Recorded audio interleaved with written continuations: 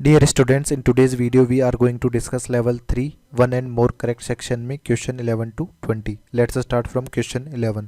Question 11 हमें क्या बोल रहा है? Which of the following pairs of elements have same number of electrons in their outermost shell? तो अपन यहाँ पर इलेक्ट्रॉनिक कॉन्फ़िगरेशन देखने के लिए पीरियोडिक टेबल का यूज़ कर लेते हैं. जैसे कि फर्स्ट मैग्नीज और आयरन की बात कर रहे हैं, तो मैग्नीज और आयरन में आप देखिए यहाँ पर D1 होगा, यहाँ पर D2, D3, D4, D5. यहाँ पर D5S1 कॉन्फ़िगरेशन हमारे पास, सॉरी D5S2 कॉन्फ़िगरेशन होगा. यहाँ पर भी हमारे पास D5 होगा विद S1 कॉन्फ़िगरेशन. ये थोड़ा अबव रूल का वोलेशन करता है. सिमिलरली यहाँ पर हमारे पास क्या होगा? D6S2. बट यहाँ पर जो कॉन्फ़िगरेशन हो रहा है वो हमारे पास हो रहा है 3D5 4S2. यहाँ पर हो रहा है 3D5 4S2. तो आउटर मोस्ट शेल जो है वो 4S2 है. तो नंबर ऑफ इलेक्ट्रॉन्स जो है आउटर मोस्ट शेल में यहाँ पर हमारे पास क्या हो रहे हैं? सेम है. इसलिए ए ऑप्शन यहाँ पर करेक्ट होगा. फिर बोला गया सोडियम और स्ट्रोंशियम. सोडियम हमारे पास अल्कली मेटल सीरीज में आ रहा है, यानी इसके आउटर मोस्ट शेल में एक इलेक्ट्रॉन है. स्ट्रोंशियम हमारे अल्कलाइन अर्थ मेटल है, तो यहाँ पर 2 इलेक्ट्रॉन्स है. तो इसलिए ये दोनों अलग अलग हो जाएंगे, तो ये आंसर नहीं होगा. फिर आर्सेनिक और बिस्मथ की बात कर लेते हैं. आर्सेनिक और बिस्मथ सेम ग्रुप में आ रहे हैं, दोनों में ही हमारे पास P3 कॉन्फ़िगरेशन होगा. आउटर मोस्ट शेल में 3 इलेक्ट्रॉन्स है, तो ये वाला आंसर हो जाएगा. इसी तरह से सेलेनियम और टेल्यूरियम की बात कर लेते हैं. तो हमारे पास सेलेनियम और टेल्यूरियम भी सेम ग्रुप में आ रहे हैं. सेम ग्रुप में हमारे पास outermost shell electron configuration same होता है, तो option D is also correct answer. तो A, C, D हमारा करेक्ट हो जाएगा. नेक्स्ट है 12th. इसे बोला गया a change of zinc to zinc 2+ is a accompanied by a decrease in. तो जिंक हमारे पास जो है दैट इज 3D10 4S2. ये कन्वर्ट हो रहा है किस में? Zn2+ में. तो हमारे पास क्या हो जाएगा? 3D10 4S0. ठीक. तो यहाँ पर हमारे पास नंबर ऑफ वैलेंस इलेक्ट्रॉन्स की यदि अपन बात करें तो कितने इलेक्ट्रॉन्स यहाँ पर थे? तो हमारे पास नंबर ऑफ वैलेंस इलेक्ट्रॉन में अपन इसमें कौन कौन से कंसिडर कर लेते हैं? n-1 D1 to 10 plus NS2. ये अपन काउंट कर लेते हैं नंबर ऑफ वैलेंस इलेक्ट्रॉन्स में. तो यहाँ पे नंबर ऑफ वैलेंस इलेक्ट्रॉन्स कितने? 12. यहाँ पर हमारे पास कितने? 10. ठीक. तो इस बेसिस पे अपन देखें तो हमारे पास 12 से 10 की तरफ डिक्रीज हो रहा है, तो ये ऑप्शन भी करेक्ट हो जाएगा. एटॉमिक मास और एटॉमिक नंबर दोनों ही जिंक की कॉन्स्टेंट होंगे, जिंक और जिंक 2+ में, तो ये आंसर नहीं होगा. नंबर ऑफ शेल की यदि बात करें तो यहाँ पे 4S जो शेल है वो एलिमिनेट हो जा रहा है इन केस ऑफ जिंक 2+. तो नंबर ऑफ शेल भी हमारे पास क्या हो रहा है? डिक्रीज हो रहे हैं. तो ऑप्शन डी भी करेक्ट होगा. तो यहाँ पर ए और डी का डिक्रीजिंग ट्रेंड यहाँ पर दिया हुआ है. नेक्स्ट है 13. इसमें बोला गया the element which are radioactive and have been named after the names of planet. तो मरकरी जो होता है वो हमारे पास रेडियो एक्टिव नहीं होता है, नॉट रेडियो एक्टिव. तो फर्स्ट कंडीशन यहाँ पर सेटिस्फाई नहीं हो रही है. ठीक. इसी तरह से यहाँ पर अपन नेपच्यूनियम, प्लूटोनियम और रेडियम की बात करें तो तीनों के तीनों ही हमारे पास क्या है? हमारे रेडियो एक्टिव एलिमेंट्स है. बट इसमें से केवल नेपच्यूनियम, ये नेपच्यून के बेस पे नाम लिया गया है, और प्लूटोनियम हमारे पास प्लूटो प्लेनेट की बेस पे नाम दिया गया है. तो ये दोनों के दोनों हमारे पास किस प्लेनेट्स के बेसिस पे नोमेनक्लेचर इनका हुआ है, बट रेडियम जो होता है उसका किसी प्लेनेट के बेसिस पे डिसाइड नहीं हुआ है. इसलिए ऑप्शन बी और सी हमारा यहाँ पर करेक्ट आंसर होगा. रेडियम जो वर्ड किया गया है वो लैटिन वर्ड रे से दिया गया है. ठीक है. नेक्स्ट है 14. इसमें बोला गया the properties which are common to both group first and 17 elements in the periodic table are. तो हमारे पास आप देखिए electropositive character increases down the group. तो हमारे पास आप देखिए कि group first lithium, sodium, potassium, rubidium, caesium की बात है. इसी तरह से यहाँ पे फ्लोरीन, क्लोरीन, ब्रोमीन, आयोडीन, इनकी अपन बात करें तो हमारे पास इलेक्ट्रोपॉजिटिव करेक्टर यानी हमारे पास एनायन कैटायन बनाने की जो टेंडेंसी है वो टॉप टू बॉटम जाने पे हमारे पास क्या होती है? इंक्रीज होती है. इसको अपन कहते हैं metallic character. Metallic character top to bottom जाने पर इलेक्ट्रॉन लूज करने की टेंडेंसी हमारे पास क्या होगी? इंक्रीज होगी.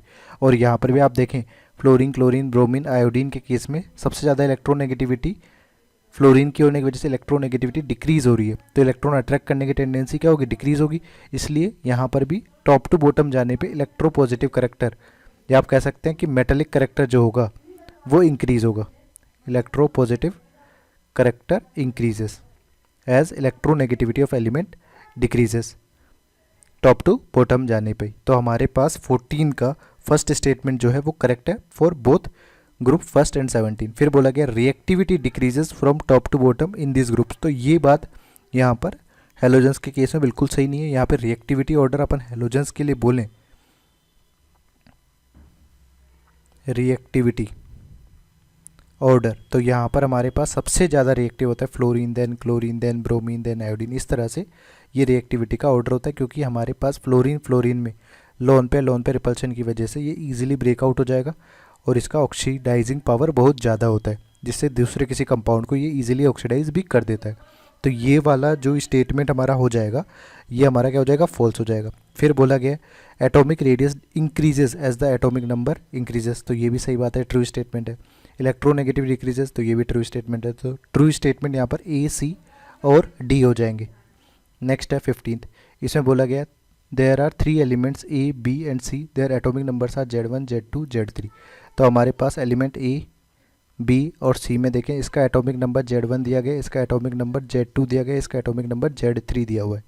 फिर बोला गया है कुछ रिलेशन है यहाँ पर, और फिर इलेक्ट्रॉनिक कॉन्फ़िगरेशन ऑफ ए अपने को दिया गया आर्गन 3d6 4s2, तो यहाँ पर 18 है, तो 18 + 8 यानी ये 26 एटॉमिक नंबर यहाँ पर हो गया। अब 26 एटॉमिक नंबर तो हो ही चुका है, तो रिलेशन अपन देखें Z1 - Z2, ये 2 हो गया। ठीक, तो हमारे पास Z1 अपन देखें तो Z2 आपको निकालना है, तो Z2 हमारे पास क्या हो जाएगा, Z1 - 2 यानी 26 - 2 यानी 24। तो Z2 हमारे पास एटॉमिक नंबर 24 आ जाएगा।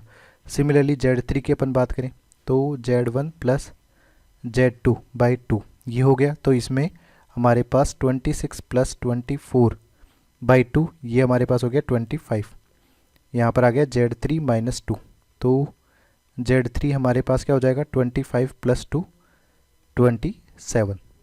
ठीक, तो ये 27 एटॉमिक नंबर हो जाएगा। अब 27 एटॉमिक नंबर हो गया, तो हमारे पास इसका यदि इलेक्ट्रॉनिक कॉन्फ़िगरेशन आप देखें तो ये हमारे पास था आर्गन 3d6 4s2।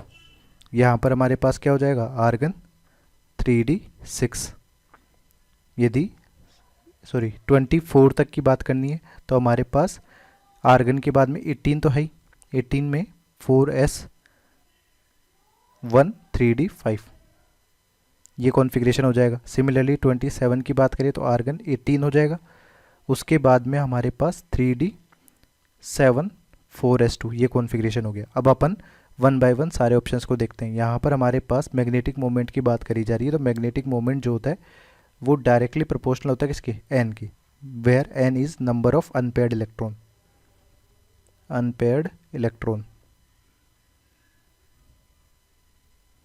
ठीक, तो यहाँ पर हमारे पास सबसे पहले अपन देख लेते हैं A+2 B+ और C+2 इनका कॉन्फ़िगरेशन अपन देखें। A+2 का सिंपल सा मीनिंग है कि बाहर के 2 इलेक्ट्रॉन चले गए, तो यहाँ पर हमारे पास बन जाएगा 3d6। B+1 में अपन देखें तो यहाँ पर बच जाएगा 3d5। यहाँ पर अपन देखें C+2 में तो यहाँ पर आ जाएगा 3d7। तो नंबर ऑफ अनपेयर्ड इलेक्ट्रॉन, क्योंकि हमारे पास जो मैग्नेटिक मोमेंट होता है वो होता है √n × n+2 Bohr magneton, where n is number of unpaired electron. तो हमारे पास नंबर ऑफ अनपेयर्ड इलेक्ट्रॉन देखें 3d6 में, तो हमारे पास d सब शेल में 5 इलेक्ट्रॉन्स होंगे, 1 2 3 4 5 6। इसी तरह से यहाँ पर 3d5 को अपन फिलअप करेंगे, तो 1 2 3 4 5। 3d7 की बात करें तो 1 2 3 4, यहाँ पर 1 2 3 4 5 6 7। तो हमारे पास नंबर ऑफ अनपेयर्ड इलेक्ट्रॉन 4 हो गए, यहाँ पर 5 हो गए और यहाँ पर हमारे पास 3 बच गए। तो इस बेसिस पे नंबर ऑफ अनपेयर्ड इलेक्ट्रॉन के बेसिस पे अपन मैग्नेटिक मोमेंट का यदि ऑर्डर लिखते हैं तो हमारे पास हो जाएगा B+ का सबसे ज़्यादा, देन A+2 का, देन C+2 का। तो ये ऑर्डर हमारा क्या हो जाएगा, ट्रू हो जाएगा। ठीक, इसी तरह से बाकी ऑर्डर्स को भी अपन चेक करेंगे। ठीक, यहाँ पर अपन बी ऑप्शन देख लेते हैं। बी ऑप्शन में हमारे पास A+3 की बात कर रहे हैं, तो A+3 हमारे पास हो जाएगा 3d5। B+2 की बात करें तो ये हो जाएगा 3d4 और C की बात करें तो सी हमारे पास यहाँ पर दिया हुआ है 3d7 4s2। ठीक, तो नंबर ऑफ़ अनपेयर्ड इलेक्ट्रॉन की बात करें तो यहाँ पर 5 है, यहाँ पर 4 है, और यहाँ पर हमारे पास 3d7 के केस में 3 हो जाएंगे। तो इस बेसिस पे जो हमारा ऑर्डर होगा मैग्नेटिक मोमेंट का वो क्या होगा, सबसे ज़्यादा a+3 का, देन b+2 का, देन c का। तो ये वाला ऑर्डर भी हमारा ट्रू है। फिर इसी सीरीज़ में अपन और देखते हैं सी में हमारे पास देखिए यहाँ पर a, b और c+2 दिया गया है। तो a हमारे पास है 3d6 4s2। इसके बाद हमारे पास b जो दिया गया है that is 3d5 4s1। c+2 की यदि अपन बात करें तो हमारे पास 3d7 हो जाएगा। तो इस बेसिस पे नंबर ऑफ़ अनपेयर्ड इलेक्ट्रॉन यदि अपन देखें 3d6 में हमारे पास 4 हो जाएगा, यहाँ पर अपन देखें तो 6 है, 5 प्लस एक s वाला अनपेयर्ड इलेक्ट्रॉन भी हो जाएगा। फिर यहाँ पर n=3 आ जाएगा नंबर ऑफ़ अनपेयर्ड इलेक्ट्रॉन। तो इन सब के बेसिस पे अपन यहाँ पर मैग्नेटिक मोमेंट का यदि ऑर्डर लिखते हैं तो हमारे पास हो जाएगा b, देन हमारे पास a, देन हमारे पास c+2। तो ये ट्रेंड भी अपने पास क्या हो जाएगा, करेक्ट हो जाएगा यहाँ पर जो दिया हुआ है। फिर अपन देखते हैं यहाँ पर लास्ट डी ऑप्शन में हमें दिया गया b, a+3 और c+3। अब अपने पास b जो दिया गया है that is 3d5 4s1। a+3 की अपन बात करें तो हमारे पास यहाँ से 2 इलेक्ट्रॉन निकल जाएंगे और एक बच जाएगा, तो यहाँ पर 3d5 बच गया।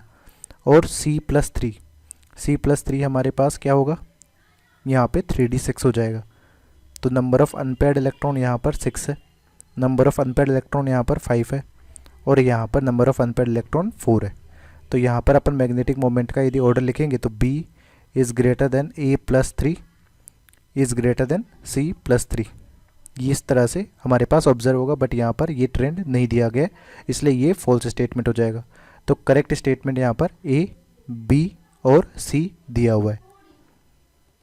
नेक्स्ट क्वेश्चन है 16 में हमें क्या बोला गया, consider the following representation based on long form of periodic table. हमारे पास p, q, r और s, यहाँ पर p, q, r और s are up, right, down and left elements with respect to the central element x respectively according to above representation the correct match is r. तो अपने को क्या करना है, इस तरह के अरेंजमेंट बनाकर सेटिस्फाई करना है पीरियोडिक टेबल का यूज़ करके कि x जो एलिमेंट है उनके इर्द गिर्द ये हमारे पास एलिमेंट्स होंगे या नहीं होंगे। तो हमारे पास सबसे पहला एलिमेंट है जी। अब अपन जी के पास में देखते हैं कि जर्मेनियम हमारे पास यहाँ पर दिया हुआ है, इसके पास पास कौन सा एलिमेंट है, यहाँ पर गैलियम है, यहाँ पर आर्सेनिक है, इसके बाद सिलिकॉन है, फिर हमारे पास टिन है। यानी P हमारे पास जो यहाँ पर दिया गया है दैट इज़ सिलिकॉन। उसके बाद Q अपन देखें यहाँ पर जो दिया गया that is arsenic, PQ। R की अपन यदि बात करें तो यहाँ पर टिन है, और S की यदि अपन बात करें तो ये गैलियम है। तो यहाँ पर हमारे पास मैच कर रहा है क्या, P, Q, R और S, ये तो मैच कर रहा है। तो ऑप्शन ए हमारा यहाँ पर करेक्ट आंसर रहेगा। फिर अपन टेल्यूरियम की बात कर लेते हैं। टेल्यूरियम हमारे पास यहाँ पर दिया हुआ है, इस टेल्यूरियम को अपन यहाँ पर फिल कर देते हैं। इसके पास के एलिमेंट्स Sb, हमारे पास सेलेनियम, यहाँ पर आयोडीन और यहाँ पर पोलोनियम। तो अब इसमें अपन चेक करते हैं कि P हमारे पास जो दिया गया वो सेलेनियम है, फिर Q हमारे पास आयोडीन है, R हमारे पास पोलोनियम है और S हमारे पास एंटीमनी है। तो टेल्यूरियम के बाद में सेलेनियम, आयोडीन, पोलोनियम, एंटीमनी, तो ये भी हमारे पास क्या हो जाएगा, यहाँ पर करेक्ट आंसर रहेगा। फिर अपन बाकी और एलिमेंट्स को चेक कर लेते हैं। और एलिमेंट्स में हमारे पास क्या दिया हुआ है, यहाँ पर एंटीमनी Sb जो दिया गया है ये दिया हुआ है।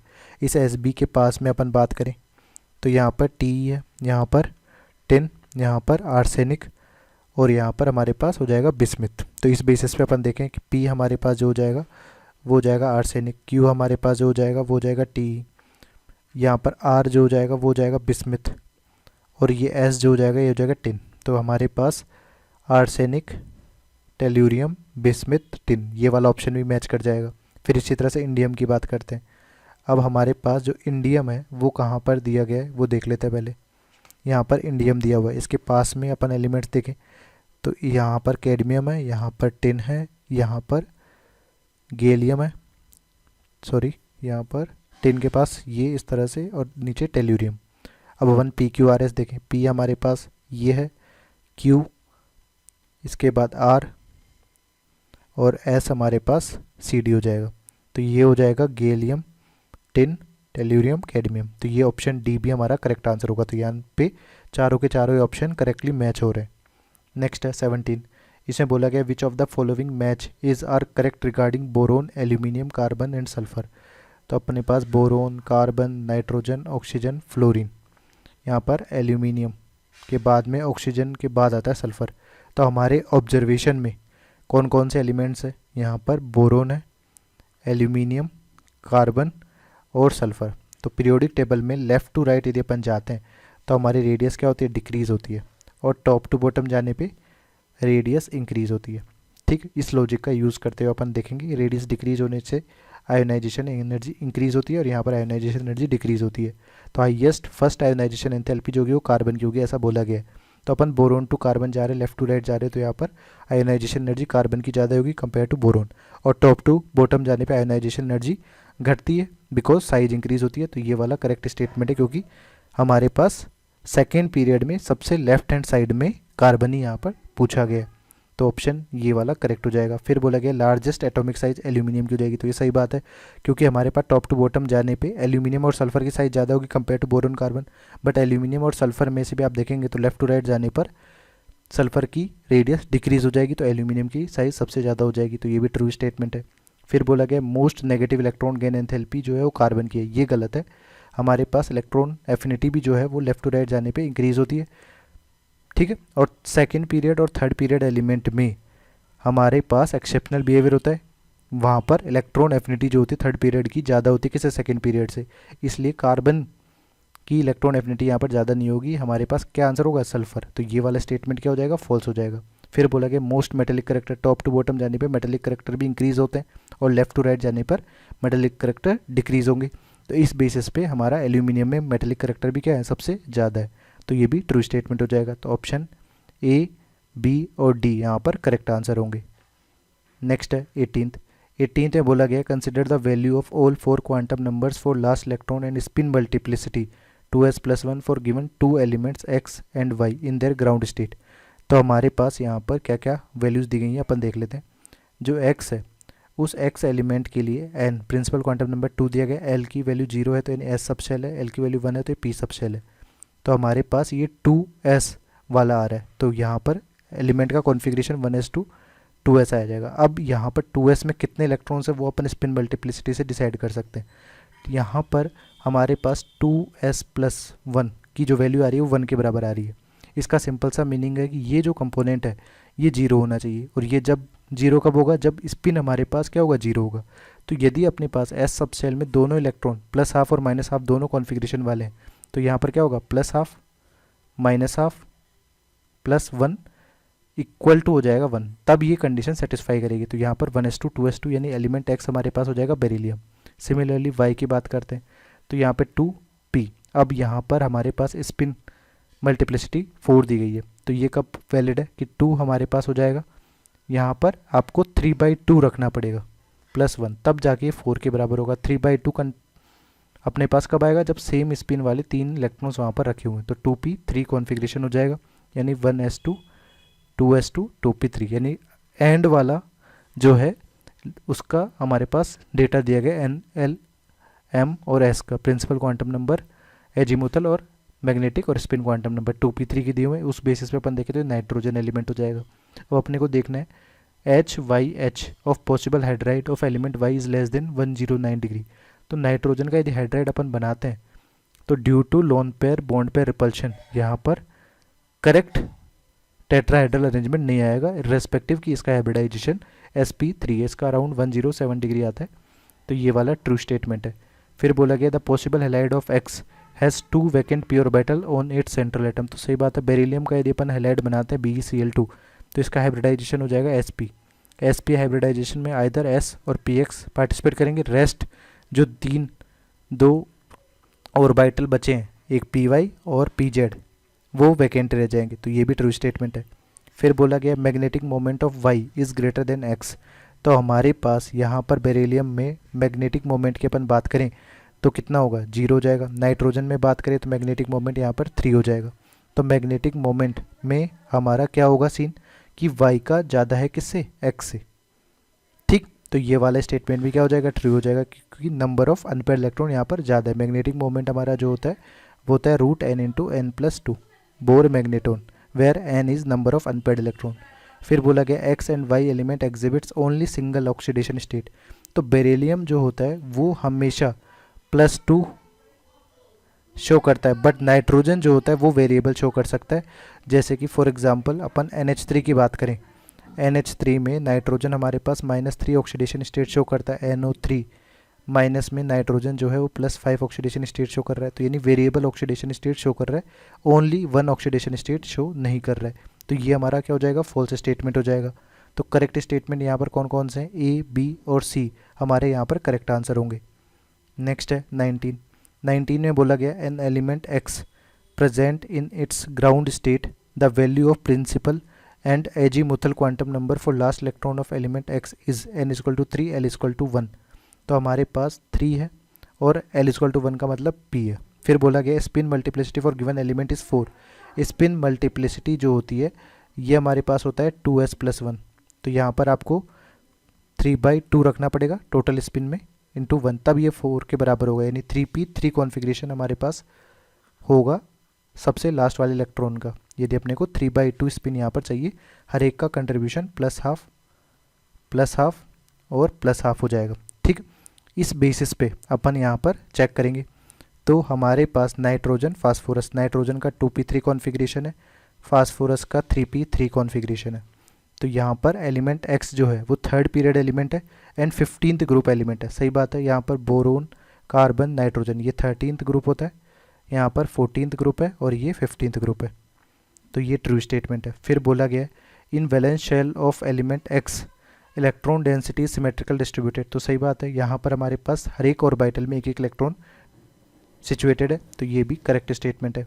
फिर बोला गया element X has fully filled valence shell. तो ये फॉल्स है, एलिमेंट एक्स जो है उसमें केवल हाफ फिल्ड कॉन्फ़िगरेशन है, हाफ फिल्ड।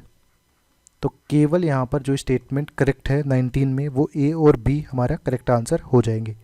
नेक्स्ट है 20, इसमें बोला गया which of the following pairs have approximately the same atomic radius. तो अपन यहाँ पर देख सकते हैं कि जिरकोनियम और हाफनियम में देखिए जिरकोनियम का एटॉमिक नंबर 40 है और यहाँ पर 72 है after completion of 4f series. तो जिरकोनियम और हाफनियम की जो साइज़ होती है वो लगभग बराबर होती है ड्यू टू लेंथेनाइड कॉन्ट्रैक्शन। यहाँ पर f ऑर्बिटल का क्या हो जाएगा, एडिशन हो जाएगा, जिससे कि हमारे पास शिल्डिंग इफेक्ट कम एप्लीकेबल होगा, अट्रैक्शन ज़्यादा होगा आउटर मोस्ट इलेक्ट्रॉन पर, और हमारी साइज़ क्या होगी, डिक्रीज होगी, इर्रेस्पेक्टिव कि हमारे पास नेक टॉप टू बॉटम ये जा रहा है। ड्यू टू लेंथेनाइड कॉन्ट्रैक्शन इनकी जो साइज़ होती है वो कंपेरेटिवली लगभग इक्वल होती है। तो हमारे पास एक तो इसकी साइज़ सेम रह जाएगी। और फिर एल्यूमिनियम और मैग्नीशियम की बात करें तो लेफ़्ट टू राइट जाने पर हमारे पास साइज़ डिक्रीज़ होती है, तो ये कंपेरेटिवली इक्वल नहीं है। एल्यूमिनियम और गैलियम में भी हमारे पास साइज़ लगभग बराबर ही होती है due to d orbital contraction, d orbital contraction, क्योंकि इसमें भी हमारे पास सबसे पहले डी ऑर्बिटल यहाँ पर इंसर्ट होंगे। आफ्टर एल्यूमिनियम यहाँ पर 3D सीरीज कंप्लीट हो चुकी होगी इन केस ऑफ गैलियम। तो due to d orbital contraction aluminium और गैलियम की जो साइज़ है वो भी लगभग बराबर है। सोडियम और नियोन में यदि अपन बात करें तो हमारे पास यहाँ पर भी क्या होगा, साइज़ में वेरिएशन होगा, इक्वल साइज़ नहीं होगी। तो केवल जो इक्वल साइज़ अप्रोक्सीमेटली जो आ रही है वो कौन कौन से ऑप्शन में आ रही है, ए और सी में। ठीक है,